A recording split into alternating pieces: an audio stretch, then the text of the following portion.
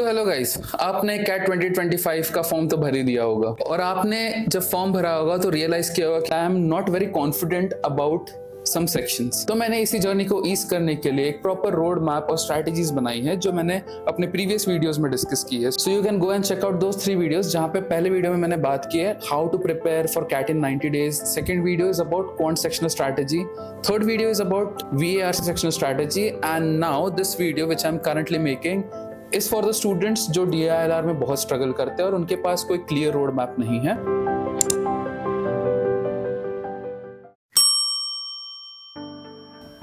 बहुत सारे बच्चों के कमेंट्स आते हैं और वो ये कहते हैं कि सर हमारे लिए जो सबसे बड़ा पिटफॉल है दैट इज DILR सेक्शन, हमको लिटरली डर लगता है DILR सेक्शन से, तो हम इसमें क्या करें। तो सबसे पहली चीज और सबसे कॉमन मिस्टेक मैं आपको बताना चाहूंगा कि हर बच्चा क्या करता है कि वो ट्राई करता है कि मैं कोई भी सेट अगर उठाऊं तो उसको पूरा सॉल्व कर दूं, और उसमें आपका पूरा टाइम निकल जाता है और फिर एग्जाम हॉल में आप बैठे बैठे पैनिक करते हो कि शिट मेरा तो टाइम निकल गया, अब मैं क्या करूं। जैसे मैंने मेरे प्रीवियस वीडियोस में बात की about question selection, trust me अगर आपको सबसे ज्यादा किसी सेक्शन में क्वेश्चन सिलेक्शन की जरूरत पड़ेगी तो दैट इज DILR सेक्शन। और मैंने बहुत सारे एजुकेटर्स को देखा है, वो कहते हैं कि अगर आपने 2 से 3 सेट अच्छे से सॉल्व कर लिए विद 100% एक्यूरेसी तो आपका 99 परसेंटाइल आ जाएगा।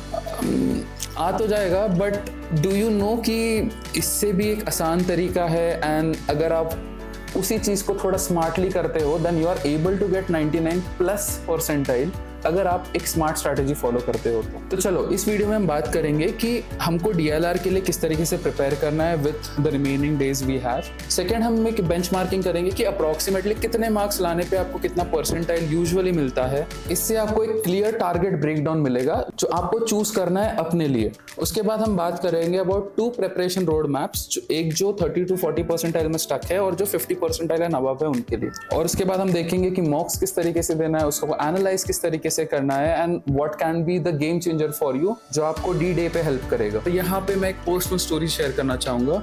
It was my second attempt to CAT and I missed it up very badly just because of DILR section. जबकि मुझे एक प्रीमियर इंस्टीट्यूट में से DILR को पढ़ाने के लिए एज अ फैकल्टी बुलाया गया था। And when I think about that, what did I mess up that day? So the way I remember this is कि जब मैं एग्जाम से वापस आता हूँ, मैं एग्जाम पेपर तो अवेलेबल हो ही जाता है थोड़े दिनों में। So when you try and solve those question, मेरे से सारे क्वेश्चन बन गए, सारे सेट्स बन गए, बट मैं एग्जाम हॉल में एक सेट पे ऐसा अटका कि भाई मेरा पूरा कॉन्फिडेंस टूट गया, मैं बहुत पैनिक मोड में आ गया and it was like a slap on my face कि भाई तू कर क्या रहा है।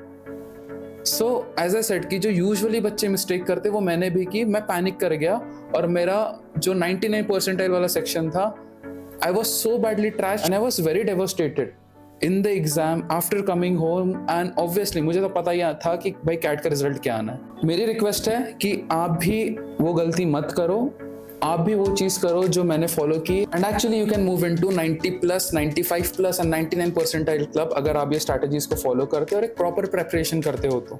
सो सबसे पहले हम बात करते हैं टारगेट स्कोर्स की। पहले तो ना DILR सेक्शन थोड़ा बाकी सेक्शन से डिफरेंट है, तो इसमें आपको एक क्लैरिटी होनी चाहिए कि आप कितने परसेंटाइल के लिए एम कर रहे हो। आपका एंड गोल क्या है कि आपको 90 परसेंटाइल लाना है, आपको 95 लाना है, आपको 99 लाना है, फिर आपको 99.99+ लाना है। तो आपका एंड गोल क्लियर होना चाहिए कि आप किस परसेंटाइल वाले ब्रैकेट में आपका स्कोर टारगेट कर रहे हो। सो अगर हम कुछ प्रीवियस ईयर के स्कोर वर्सेस परसेंटाइल की बेंचमार्किंग करें then you get 95 percentile at somewhere about 19 marks, which means you need to solve 1.5 set correctly. You can easily move to 99 percentile अगर आप उसमें सिर्फ 2 क्वेश्चन अच्छे से सॉल्व कर देते हो तो। अगर आपको 99 परसेंटाइल लाना है then The score range is somewhere around 28 marks. तो इसका मतलब है कि आपको 2 सेट और एक क्वेश्चन सॉल्व करना है, आप 99 परसेंटाइल इजीली अचीव कर पाओगे if you have 100% accuracy. And अगर आपको 99.9 परसेंटाइल लाना है देन भैया you need to score somewhere about 36 marks which is 12 questions roughly which amounts to somewhere around 3 sets correct. इसका मतलब क्या है कि आपने एग्जाम में बैठे, आपने सेट स्कैन किए, 2 इजी सेट्स उठाए, उसको फोड़ दिया and yes you have a 99 percentile वाला score. But I do not suggest this strategies कि आप 2 स्पेसिफिक सेट उठाओ और उसको फोड़ना चालू कर दो। नो मैं आप आगे मेथड बताऊंगा कि व्हाट इज अ डिफरेंशिएटर कि आप किस तरीके से और इजीली इस चीज को अचीव कर सकते हो। बट उससे पहले कॉमन मिस्टेक बताना चाहूंगा जो बहुत सारे स्टूडेंट करते हैं कि बच्चे अपनी कैपेसिटी से ज्यादा हैवी सेट उठाते हैं और उसको सॉल्व करना चालू कर देते हैं without having any thought in mind कि भाई मैं सेट कर भी पाऊंगा, ये क्वेश्चन कर भी पाऊंगा या नहीं। बस वो क्वेश्चन सेट पढ़ेंगे और जस्ट सॉल्व करना चालू कर देंगे, बिकॉज शायद उन्होंने अरेंजमेंट वाला क्वेश्चन कहीं देखा है, तो बस वो बैठेंगे और सॉल्व करना स्टार्ट कर देंगे। और अगर आप जिद करोगे और अपनी ईगो को आगे रखोगे, देन बॉस आपका कैट अटेम्प्ट वेस्ट हो जाएगा, जो कि मेरे साथ हुआ था। मेरे ईगो की वजह से मैं कैट एग्जाम एस नहीं कर पाया था। So please don't repeat this mistake. पहले बात करते हैं बिगनर्स की, जो 30 to 40 परसेंटाइल पे स्टक है, वो किस तरीके से DLR को प्रैक्टिस करे या फिर अप्रोच करे। सो आई सजेस्ट कि आप सबसे पहले जो भी इजी सेट्स है आप उनको उठाओ, आप उनका लॉजिक समझो, बेसिक समझो और उसको अटेम्प्ट करना स्टार्ट करो। Do this practice for 15 days. आप जितने भी ज्यादा टाइप्स के सेट सॉल्व कर सकते हैं आप वो करो फॉर द फर्स्ट 15 डेज। इसके लिए एक एलिट्स ग्रेड का वीडियो है, आप उसको सर्च करोगे तो आपको मिल जाएगा।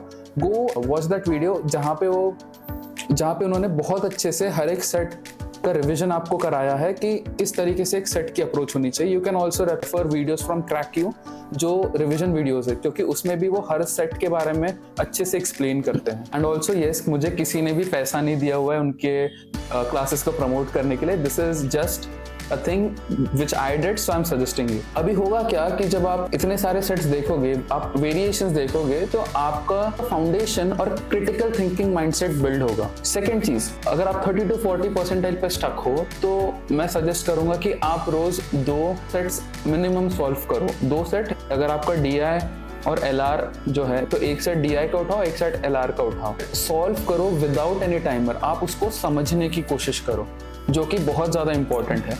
फेज 2 आपको करना है कि आप सेक्शनल मॉक्स दो।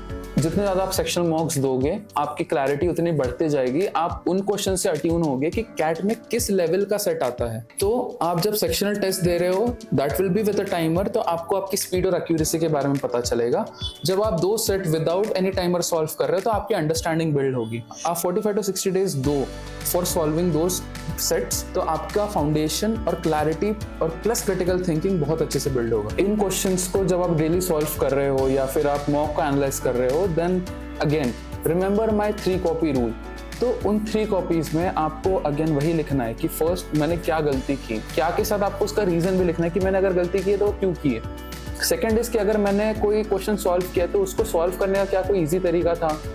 थर्ड इज जो रिवीजन कॉपी है, आप इसमें लिखोगे कि हाँ ये वाला मैंने ट्रिक उसमें फॉलो की थी, या फिर ये उस सेट को सॉल्व करने का अप्रोच था। Go and revise it before giving any sectional mock और any full length mock. It is really helpful. And the phase 3 is shifting your focus to the full length mocks, जहां पे आपको focus करना है set plus question selection पे। ये क्या होता है मैं आगे एक्सप्लेन करूंगा, but what I advice is कि आप जब भी DLR सेक्शन को अटेम्प्ट करने जाते हो, please scan the sets at least once, और उसमें 30 सेकंड से ज्यादा मत देना किसी भी सेट को स्कैन करने के लिए। और जब भी आप सेट स्कैन कर रहे हो तो आप किसी भी सेट को स्कैन करने के लिए 30 सेकंड से 1 मिनट से ज्यादा का टाइम मत लेना। और एक रूल याद रखना, जो मैं ईगो वाली बात कर रहा था, कि अगर आप कोई सेट सॉल्व कर रहे हो और अगर आपका सेट कुछ 6 से 7 मिनट में आप कुछ भी नहीं पहुंच पा रहे हो, आप कहीं पे भी नहीं पहुंच पा रहे हो, then boss drop that set immediately और move on to the next set। इन्हीं स्टेप्स को फॉलो करो, ग्रेजुअली आपकी स्पीड प्लस एक्यूरेसी दोनों इंप्रूव होगी। अभी बात करते हैं हम 50 परसेंटाइल प्लस वाले बच्चों के लिए। अगर आपको ऑलरेडी 50 परसेंटाइल प्लस आ रहा है, देन आपको वॉल्यूम प्रैक्टिस की जगह स्पीड प्लस फ्लेक्सिबिलिटी की प्रैक्टिस करनी होगी। तो आपके लिए जो फेज 1 रहेगा वो रहेगा पैटर्न रिकग्निशन, कि आप कैट के सेट्स उठाओ, प्रीवियस ईयर वाले सारे क्वेश्चन पेपर उठाओ और देखो, उसको एनालाइज करो कि अगर मेरा सिटिंग अरेंजमेंट वाला सेट है तो सिटिंग अरेंजमेंट वाला सेट उसका पैटर्न क्या है। सिमिलरली DI के लिए भी आप देखो तो आपको बहुत जगह पे कॉमन पैटर्न मिलेगा कि हाँ इसी तरीके से कोई भी सेट पूछा जाता है। और जब आप ये करोगे तो आपको ऑटोमेटिकली बेंचमार्किंग भी करनी है। तो आपको देखना है कि ये सेट मेरे लिए इजी है, ये मीडियम है, ये डिफिकल्ट है। याद रखना DLR में पैटर्न रिकग्निशन सबसे बड़ा स्किल है, followed by letting the questions go. Phase 2 की बात करते हैं। यहाँ पे आपको एक मिक्स्ड मॉडल अप्रोच फॉलो करना पड़ेगा।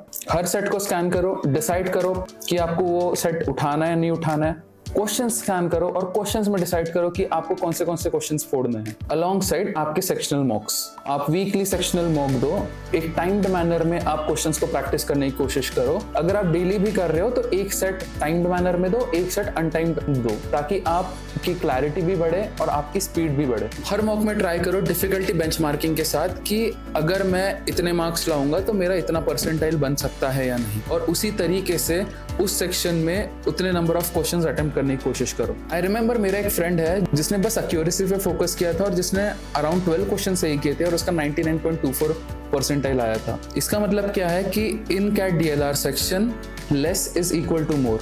जितना ज्यादा करने जाओगे आपका शायद नेगेटिव जा सकता है और आपका सेक्शन डूब सकता है। तो चलो एक क्विक रन डाउन कर लेते हैं सिलेबस पे।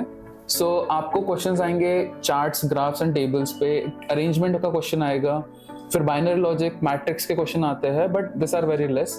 वेन डायग्राम्स के क्वेश्चन आपको मिलेंगे ही मिलेंगे। Then there are games and tournaments which are one of the favourite topics CAT question setters का। Then there are cubes and puzzles से भी आपको काफी क्वेश्चंस देखने मिलेंगे और एक सेट रहेगा डेटा सफिशिएंसी पे। तो आपको थ्योरी में ज्यादा टाइम वेस्ट नहीं करना है, 3 से 4 घंटा दो मैक्सिमम किसी भी टॉपिक के लिए और बाकी टाइम सिर्फ सेट सॉल्व करने पे लगाओ। सो एक कॉम्प्रिहेंसिव स्ट्रैटेजी जिसमें आप सिलेबस भी कर रहे हो, आप मॉक्स भी दे रहे हो, उसको एनालाइज भी कर रहे हो, प्लस रिविजन कर रहे हो। This will actually help you boost your confidence and score very quickly if you do and follow this techniques. Now मैं आपसे एक बहुत इंपॉर्टेंट बात करने वाला हूँ जो शायद बहुत कम लोग बात करते हैं in the CAT market. I don't know क्यों नहीं करते but this is very effective thing which I have seen. तो अगर आप ना कैट का पेपर उठाओ, स्टार्टिंग से लेके अभी तक के सारे कैट के पेपर्स उठाओ, आप देखोगे एक पैटर्न नोटिस करोगे कि कोई भी सेट है अगर आप 30 to 40% सॉल्व कर पाते हो ना तो आपको उस सेट के 2 क्वेश्चंस इजीली सॉल्व हो जाएंगे। सो मैंने क्या किया था in my next attempt after spoiling my one of the attempts, मैंने नेक्स्ट ईयर क्या किया था, मैंने मेरे सामने अगर प्लेट रखी तो मैं पूरा खाने की कोशिश नहीं करूंगा। व्हाट आई डिड वाज कि भाई मैंने एक सेट किया है, मैंने 30% सेट किया है और 30% सेट सॉल्व करने के बाद जब मुझे एक पैटर्न समझ में आ रहा था तो मैं सीधा क्वेश्चंस पे चले गया और मैं वहां पे क्वेश्चंस देख रहा था कि was I able to solve those questions. तो मैंने एक चीज नोटिस की कि भाई जब भी मैं 30% सेट कर रहा हूँ, 30 to 40% सेट कर रहा हूँ, मेरे हर सेट में से 2-2 क्वेश्चन निकल रहे हैं। अब मान लो आपको 4 से 5 सेट आ रहे हैं, आपने 2-2 क्वेश्चन हर सेट में से कर लिए, आपके वैसे ही 10 क्वेश्चन सॉल्व हो जा रहे हैं, 8 से 10 क्वेश्चन सॉल्व हो जा रहे हैं। आप इसका मतलब समझ रहे हो कि अगर आपने हर सेट में से 2-2 easy questions, easy to medium questions भी उड़ा लिए तो बॉस आपका 95 परसेंटाइल तो कहीं नहीं गया। बात आती है अगर आपको 99 और 99.9 परसेंटाइल के ऊपर जाना है, तब आपको कोई एक सेट, जब आप कोई भी सेट 30-40% सॉल्व कर लोगे, आपको कॉन्फिडेंस आ जाएगा कि ये सेट आगे सॉल्व हो सकता है नहीं, तो उसी में टाइम देना। बट आई सजेस्ट कि भाई प्लीज क्वेश्चन आइडेंटिफाई करो कि ऐसा कोई क्वेश्चन है कि जो 30 to 40% सेट सॉल्व करने पे आपका निकल रहा है, उसको सॉल्व करो, आगे बढ़ो। और एक चीज याद रखना, अगर आपका DLR सेक्शन बहुत ज्यादा वीक है देन प्लीज ओवर अटेम्प्ट मत करना। अगर आपको पता है कि हाँ मेरे को 90 परसेंटाइल लाना है या फिर 95 परसेंटाइल लाना है, उतने ही क्वेश्चंस करो। बट एक चीज याद रखना कि मेरे को जितने भी क्वेश्चंस करने हैं उतने हाई एक्यूरेसी के साथ करना। सो जैसे मैंने प्रीवियस वीडियोस में बात की कि लास्ट 10 डेज आपका बफर रहेगा, उससे पहले जो 10-15 डेज है आपको बहुत ज्यादा लग के मॉक्स देने हैं और उसका एनालिसिस करना है पूरा डेडिकेटेडली। तो आप भी यही चीज करोगे, आप 45 to 60 डेज इनिशियली दोगे कि आप सारे जो क्वेश्चंस है, टाइप के क्वेश्चंस आप विजिट कर लो, आप डिफिकल्टी बेंचमार्किंग कर लो एंड उसके बाद एक अंडरस्टैंडिंग बना लो कि हाँ मुझे कौन सा सेट किस तरीके से सॉल्व करना है। So again we are at the end of this video and I hope कि आपको कुछ टिप्स एंड ट्रिक्स जो मैंने डिस्कस की है वो हेल्पफुल लगी होगी।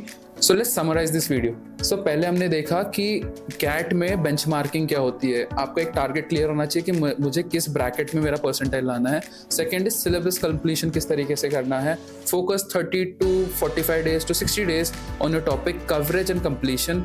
आपको ज़्यादा टाइम किसी भी टॉपिक को समझने में नहीं लगाना, आपको सॉल्व करने में ज़्यादा टाइम लगाना है। अगर आप 30 to 40% वाली कैटेगरी में हो तो please solve sets in an untimed manner, और अगर आपको 50 परसेंटाइल से अबव आ रहा है then please solve the set in a timed manner, ensuring कि आप एक्यूरेसी मेंटेन करो। आपको हर क्वेश्चन सॉल्व करने की जरूरत नहीं है सेट में। आपको 4 क्वेश्चन आ रहे हैं, 5 क्वेश्चन आ रहे हैं, आपको मत करो 4-5 क्वेश्चन मत करो, आप 2 से 3 क्वेश्चन ही करो बट 100% एक्यूरेसी से करो। And last but not the least कि जो मैं हमेशा कह रहा हूँ कि जो 3 नोटबुक्स है भाई उसका रिविजन करो ही करो, वो एक बहुत बड़ा डिफरेंशिएटर है। अगर आपको जानना है वो स्ट्रैटेजी क्या है तो आप मेरा फर्स्ट वीडियो देख सकते हो, it will be very very helpful for you. So जाते जाते मैं ये कहना चाहूँगा कि कैट में जो एक नॉर्मी और एक टॉपर का डिफरेंस होता है specifically in DLR section, It is all about set selection and the question selection. So start practicing dedicatedly and consistently. अपनी चीज़ों को ट्रैक करो, रिविजन कंसिस्टेंटली करो, बेंचमार्किंग करो, and boss you will be able to do wonders on the D day. और याद रखना भाई कि कैट एक टेस्ट मैच की तरह, आपको हर बॉल अटेम्प्ट करने की जरूरत नहीं है। You need to leave as well. जितना अच्छा लीव करोगे शायद आपको उतना अच्छा परसेंटाइल भी आ जाए, बट इसका मतलब ये नहीं कि कुछ सॉल्व भी नहीं करना है, सॉल्व भी करना है। आपको मिनिमम रिक्वायरमेंट जो आपका टारगेट सेट है उतने क्वेश्चन सॉल्व करने हैं। सो चलो, again if you like this video please hit the like button, and again मेरी रिक्वेस्ट है भाई प्लीज सब्सक्राइब कर लो, क्योंकि 80% to 90% of people watch this video, they like this but they don't even subscribe. So please subscribe करो अगर आपको ये video helpful लगता है तो, और आपको ऐसी एडवाइस चाहिए। I'll be bringing a few people, a few toppers जिन्होंने अपना कैट फोड़ा है। They will share their experiences, their strategies जो आपके लिए हेल्पफुल हो। So keep watching my videos, practice well, practice consistently, and all the best to you guys, and I'll see you in the next one. Bye bye.